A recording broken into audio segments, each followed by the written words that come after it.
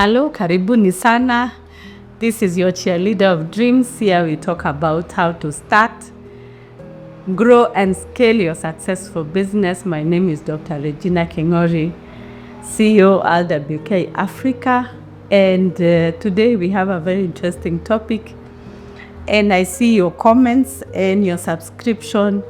Thank you so much. Continue loving our content and commenting. So we've been talking about our businesses and entrepreneurship and how to, of course, start and grow and scale. So today I want to talk about something very interesting, that is, why do businesses fail within 3 years? Remember, 70% of our businesses, they fail within 5 years. And actually, the other portion that is left is unable to scale. The businesses that scale is only 5%. So we have another 25% that stay stagnant, or they become a lifestyle business. 20 years still at the same point, but there are businesses that are also able to scale. And next time I'll talk about why do business stagnate, and also how do the other business scale to the 5%. And when they scale Africa, they scale globally, and they just fly. So there's that portion. So today we are talking about the ones that fail, so that you can be able to caution yourself when you're doing business on the points that I'm going to talk about. And come in future, when you're doing your business, you'll be extremely keen so that your business doesn't fail. All right, so we start with number 1, lack of market needs. Here there's something that I had discussed, what to consider when you're starting a business. And I really talked about a market need. Going to the market and understanding what is the problem. Most of us, we do businesses out of competition. You've seen someone who has something, you want to do it. You have an idea that you've not even tested. You started getting finances, or you hear when you keep chicken, the eggs are very expensive. You just have theories, but you don't have the marketing. You don't have the research to understand that the market hasn't this need. That when I started, I'll be having customers, this would be the turnovers and everything. So lack of the market need. And I'll give an example of me when I started the audit firm. And I've given that story before. I stayed for 3 years without being able to meet ends meet, like being able to pay the overheads and everything. Because at that particular point, I did not have that knowledge of what my market wanted at that particular point. And it's until I went to a mentorship program that I was asked, what is the problem in the market? What is your target area? What is your target customer? What are you saying to them? And that is the time I was able to look back at my market. And I realized that my market was not looking for an auditor, because there were so many. They were looking for a tax consultant, because they were having tax issues where their auditors were not able to solve. And because of that, I was able to go out to be able to learn tax and understand it, so that I can come and bring to my market. So as you move, the market is very, very important. Number 2, poor financial management. And that is where some like us, the auditors, come in, when we help you even do financial management. If you don't understand your numbers, if you don't have systems to understand your numbers, then you're going to fail. When you say that you don't know what was your profit, you don't know your profit on a monthly basis, you don't even know your profit margin of a product, you don't know your costings. When you put your fixed overheads like rent, electricity, water, salaries, vis-a-vis what you don't know even what is your break-even point. So that when you're even giving targets to the people, even yourself, when you're giving yourself targets of selling, you know where the break-even point is. If I sell this product, or if I sell this service, I'm able to meet all my costs. Now, beyond this, I start making profits. Most of us don't understand that language. We don't have accounting system to be able to give us a correct profit and loss on a monthly basis. You should be able to understand your numbers every day. So if you want to attract money and retain money, you have to understand your numbers every day. You have to understand your banking. So you have to see your banking every day. You have to look at your sales every day so that you can be able to monitor how the money is moving. Financial management is very key. And of course, having the right people within the organization to help you in financial management. You have the right accountant, or if you don't have, you have outsourced the right firm, and you're getting that advisory. That beacon of financial management is very keen to your business. Number 3, you have a weak business model. I've talked about a business model, but I talked it on you can check out on a video short on a TikTok. Understanding who are your customers, understanding the market, understanding how the whole process from the time you get your supplies, this is a process, to the time that you sell, this is a process, how you recover your money, this is how the money goes to the bank, the whole cycle. And being able to align it properly so that you don't lose money in the process. You're not able to service your customer. You don't lose your customers on the way because there is no structure to follow them or to retain them. Your suppliers don't sell you something at a high cost because you don't have a model. If you're doing manufacturing, the whole business model has to be like, and I guess next time I can talk about a business model in a bigger way so that you can be able to understand it better. Poor marketing and sales, you're not able to sell your product. Remember, the core of a business is sales. And if you don't have a sales structure, some of us are very quick in bringing very nice accountant, very nice operations manager. But when we come to the core of the company sales, we don't invest in it. And this is a place where we are able to bring new customers. We are able to retain customers. You must have a structure, a sales strategy, that this is where we are doing. This is our target. How do we meet our target? What channels are we going to use for us to be able to do these sales?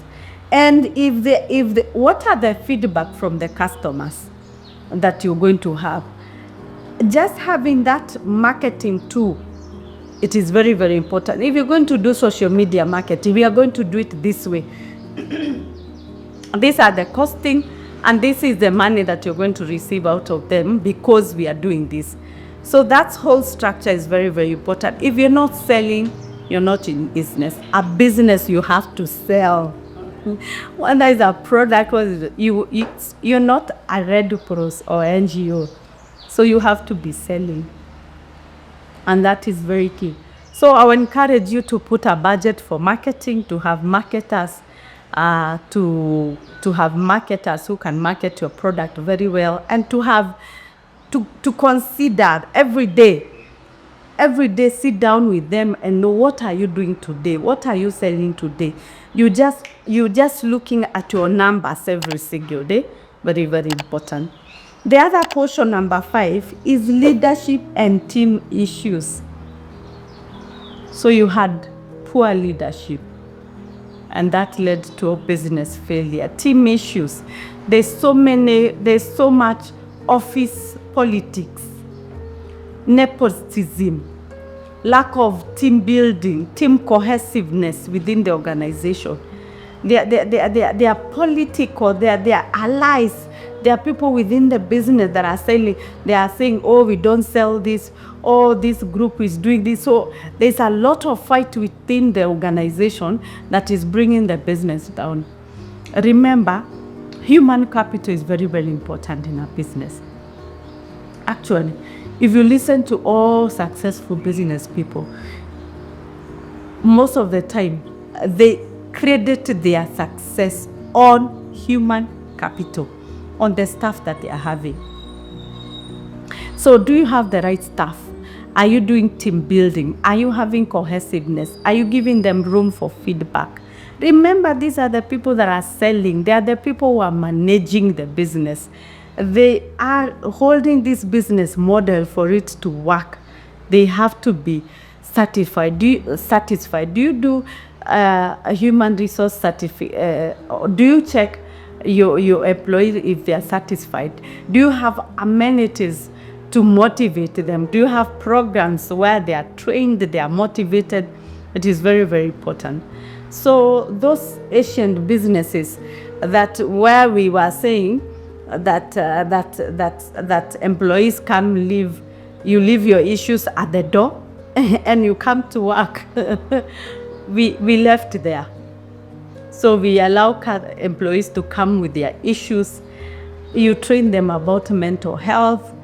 You just make them comfortable. Remember, when we look at how the day is structured, your employees stay with you the longest. 8 to 5 hours is quite a lot of hours. Actually, when they go home, they really spend a small time in their families or at home. So the biggest portion of their time, it is in the workplace. Are you having a workplace that is toxic? That when you get an employee, they don't even stay for 2 months, they leave. Employee turnover. Remember, there's employee training when they come. Even if they came from other organization and you outsource them, for them to come in and fit to your organization or culture, it takes time. So you have to train them. They have to understand how you do, understand customers, understand work. So if you don't have that retention mechanism, an environment that is friendly, you keep losing them. And you keep doing all over the processes all over again. And when a position is left, before before this person gets into the system, it is taking time. And your competitors are on the lookout. They are selling.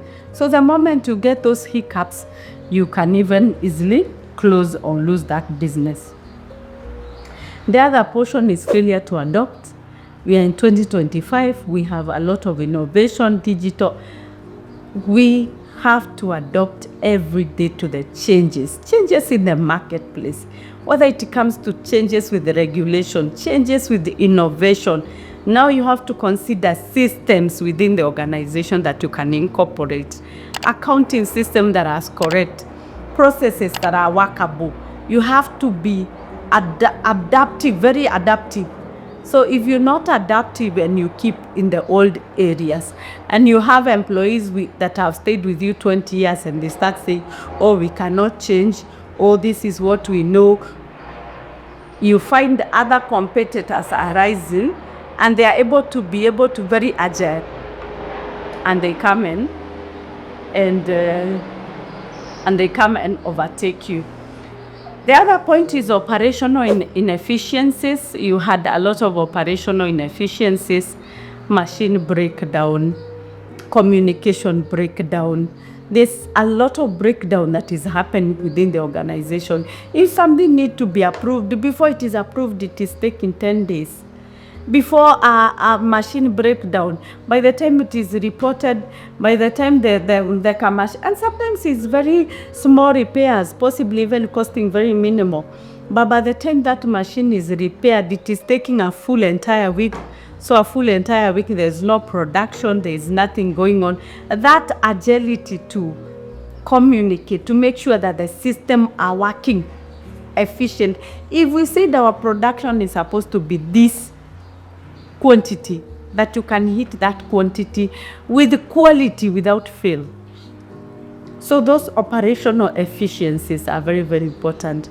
You find another organization, oh, there is no electricity for 2 days, it has not been paid yet, or there was an electric failure, it needed a repair, the repair is taking 3 days without those operational issues. And they really also affect the employees, their ability to work. They feel demotivated to work in such an environment. So operational inefficiencies, it is very, very it can really bring your business down. The other and the final portion is legal and compliance problems. You are not able to register your business properly. Especially in Kenya, there are so many regulations.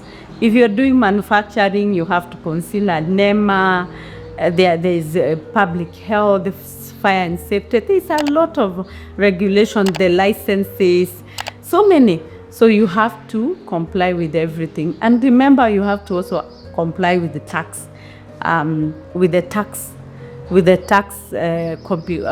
compliance. So if you don't do that, one day the tax man hits on your door, you get an assessment, and you end up even having so many monies that you end up closing the business. So those regulation and compliances are very, very important, and you have to put them in mind. I've seen so many businesses able to could just closing because of tax issues. So you have to consider, and also having the correct tax consultant. For that, it's very, very important. And of course, that's what we do. So why do most businesses fail within the 3 years? I want to give you a parting shot. Survivors are not usually the smartest. Those who survive to the 4th years and to the 5th year and to the 10th year, they are not really the smartest. And also survive also means, what was the intention of opening this business? Some of us give up so quickly. So besides having the financial issues, some of us give up so quickly. Our expectations of the business with the actuals.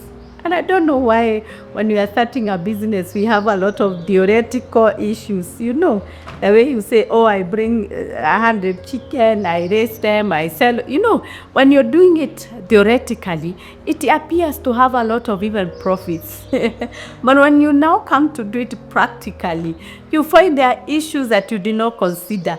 You do not consider that those chicken can fall sick. You need to understand medication. The agrovet takes more time. The people that you have employed, they did not understand. They even gave the wrong items to the chick. There are so many things that happen when you're doing the business practically. You have to be patient. Patient to learning and patient to understand the mistakes. Some of us, we have a lot of expectation. And because of those expectations, we fail. Because you're feeling that this business is taking so long to get to what I had desired. Remember, it is a process. It is a learning process. Every day you're learning, but you have to be at it. When you talk about these 3 years, there are people who do those 3 years, they have done 5 business. So you do a business, 6 months, you stop. And you start another, you say, oh, I should have tried another one. You start that one. You say, oh, no, I should have started. And by the time you had hit 3 years, you are so frustrated. You don't even want to ever hear that you can even do a business. But it's because you are not patient. Your expectations were very high. You did not cover that business. You did not, what do I say? You did not give that business time. It's a baby. The way you raise, the way you monitor, the way you're just there for this business to be able to kick off. By the time you hit the 3rd year, you have gained a muscles. You've been able to know what is your failure, how to work it out, and you are able to thrive to the next level. So I was giving you a parting shot. Survivors are usually not the smartest. They're not usually the smartest. They are the most adaptable, disciplined, and customer focused. So we talked about adaptability, that you can be able to adapt to issues. When you find the market wants this way, you can be able to adopt. Discipline, entrepreneurship requires a lot of discipline, for sure. When I started my own business from employment, I always feel like I work 5 times more than what I was doing when I was employed. So it caused a lot of discipline with the time management, with your availability to the business, with your ideas. You need to be in a state of peace to be able to even make some of these ideas and be able to craft a business that is making money. The other portion is that you're customer focused. Of course, we talked about marketing. The business requires customer. If there is no customer, there is no business. So those are some of the you have to really consider how you're doing you're doing customer retention and how you're attracting customers. So, and there are businesses that are thriving and they are doing good business in Kenya and beyond, in Africa and globally. It's also on your vision as an entrepreneur. What would you want? What did you want when you started that business? And not giving up on that dream until it is fulfilled. So until next time, God bless you.